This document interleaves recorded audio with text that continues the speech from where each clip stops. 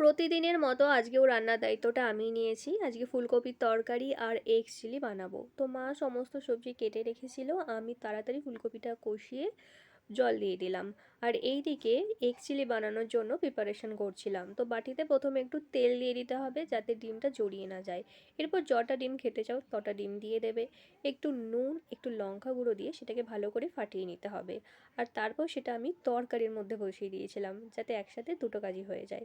তো এইদিকে আমার ফুলকপির তরকারিটাও হয়ে গিয়েছিল আর এইদিকে ডিম ভাপাটাও হয়ে গিয়েছিল। তারপরে এটাকে ত্রিভুজের মতো শেপ দিয়ে কেটে নিতে হবে। আর কাটার পর অবশ্যই এটাকে ভাজতে হবে। আর এইদিকে দেখো, দেখতেও বেশ সুন্দর লাগছে না? একদিকে সাদা একদিকে হলুদ। তো এরপর চিলি চিকেনের মতোই রসুন, আদা কুচি, লঙ্কা কুচি, পেঁয়াজ, capsicum, tomato ketchup, chilli sauce, dark sauce দিয়ে ভালো করে নেড়ে নিয়েছিলাম। আর একটুখানি লঙ্কা গুঁড়ো দিয়েছিলাম। আর অল্পটুকু কর্নফ্লাওয়ার দিয়ে দিতে হবে যাতে ঝোলটা একটু গাঢ় হয়।